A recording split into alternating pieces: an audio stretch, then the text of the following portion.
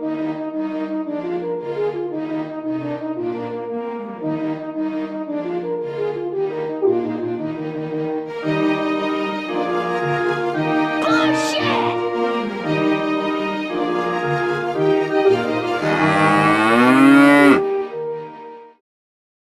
time on the I Call Bullshit show, we discussed America's peculiar institution, how it began, how it ended, or did it. After the passing of the Emancipation Proclamation, in the South, violence had to be used to keep blacks at the bottom. Violence that is, in some ways, though implied during slavery, became explicit in maintaining the distinctions between whites and blacks in the post-emancipation world. It had to crush the idea of self-determination and competitiveness in blacks, which to white people was a direct threat to the social structure. The widespread belief that blacks were innately, intellectually, and culturally inferior to whites was infused into the collective consciousness of America. Christian ministers and theologians taught that whites were the chosen people, blacks were cursed to be servants. God supported racial segregation. Games found in traveling carnival shows, seashore resorts, and fairgrounds throughout the country were some of the most racially aggressive. Some of the most popular games like Dump the Nigger, African Dunk, not that African Dunk, or Coon Dip did not require directly hitting a black person, but hitting the target device attached to a plank where a black person sat. The target, if hit squarely, caused the sitter to be dumped into a tank below. The more brutal Hit the Coon, or African Dodger. Also very popular, a painted canvas of a scene, usually a cotton plantation, had a hole through which a black man stuck his head and tried to get out of the way of a ball. The game of Sambo, a stand-up target game produced by Parker Brothers, yes, that Parker Brothers, in the early 1900s had targets which were meant to be comic caricatures of African faces. Pro-segregation politicians gave speeches on the great danger of integration, i.e., the Mongolization of the white race. Journalists routinely referred to blacks as niggers, coons, and darkies, and worse, their articles reinforced anti-black stereotypes. Sounds familiar. Caricaturized images of black people were used to advertise household products. Vaudeville shows like Amos and Andy, where blacks are portrayed as irresponsible, lazy, and clumsy, and lesser privileged, riddled with stereotypes, racism, and demoralizing acts, acted as a catalyst to keep the whites privileged and the blacks in the service industry. Every major societal institution reflected and supported the oppression of blacks. The work of the abolitionists in the way of humanizing blacks to the white majority was all but discarded. The tenets of Jim Crow had been ingrained into whites through aggressive propaganda. They were socially desensitized to violence against others in general, but blacks specifically. Blacks had fought in the war, had a taste of freedom during the few years of Reconstruction under the now defunct Freedmen's Bureau, and now were being forced to live under a more oppressive rule. So what happened to the North? Had their black wards been forgotten? By 1898, the North and South had found a more common enemy, the Spanish. The newly reconciled Americans fought side by side in the Spanish-American War. It seemed that the nation had put the bitterness of the past behind it.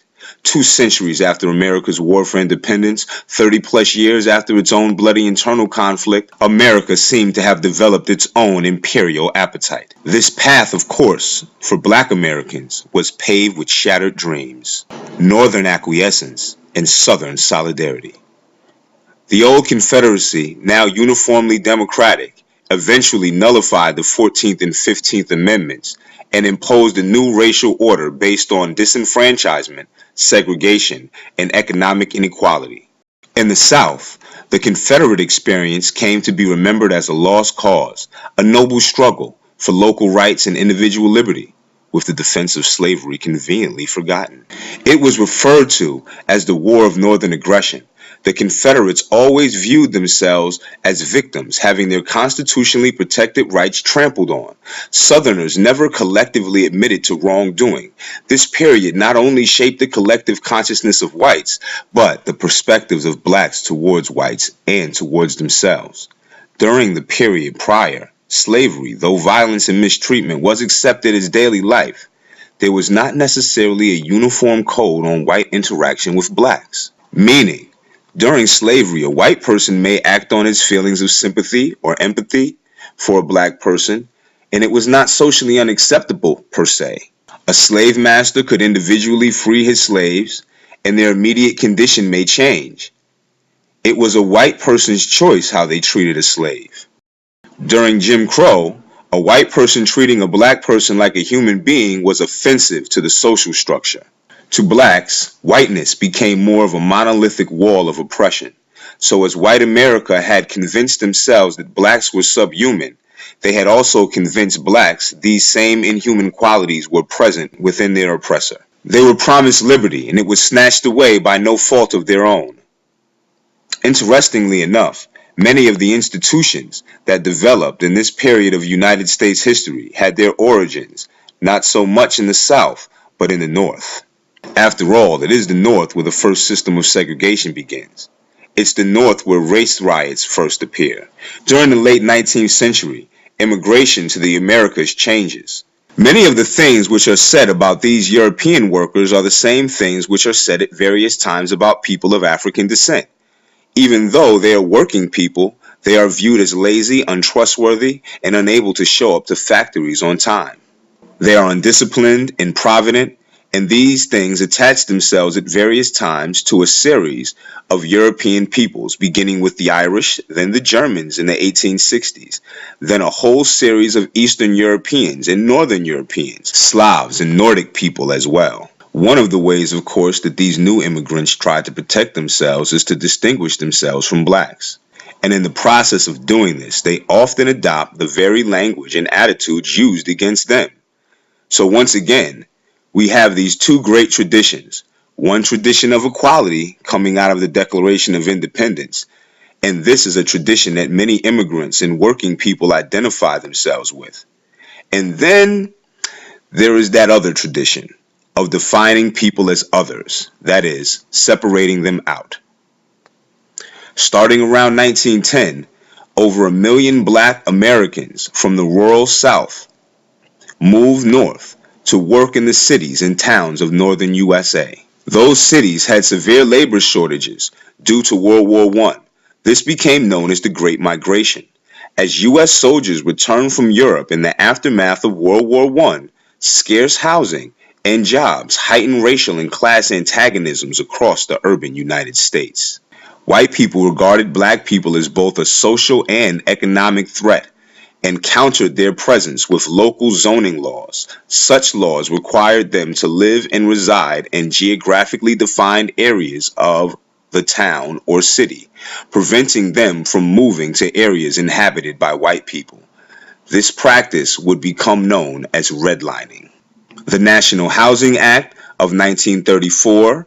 In 1935, the Federal Home Loan Bank Board, FHLBB, what a horrible acronym, asked the Homeowners Loan Corporation, HOLC, to look at 239 cities and create residential security maps to indicate the level of security for real estate investments in each surveyed city. On the maps, the new areas, those considered desirable for lending purposes, were outlined in green and known as Type A. These were typically affluent suburbs on the outskirts of cities.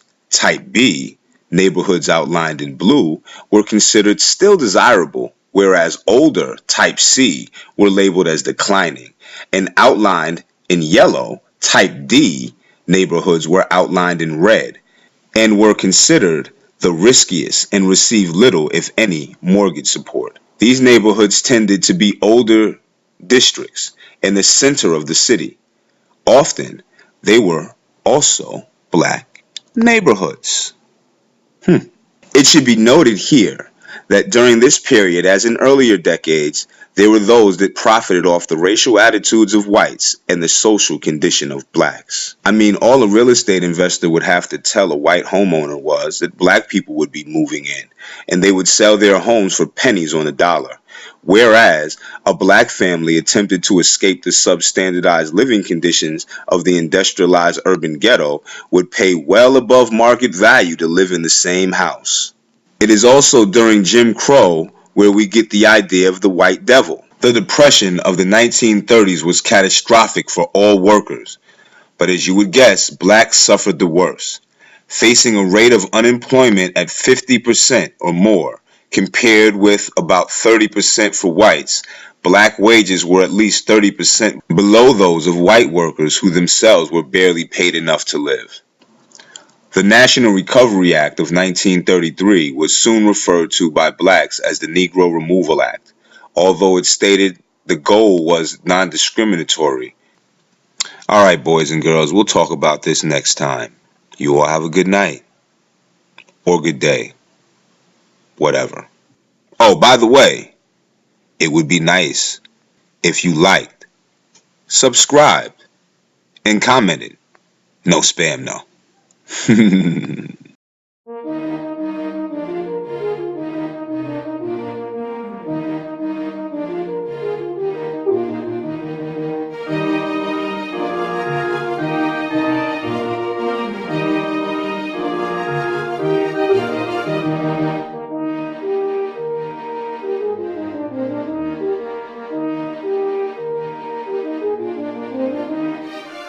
Bullshit!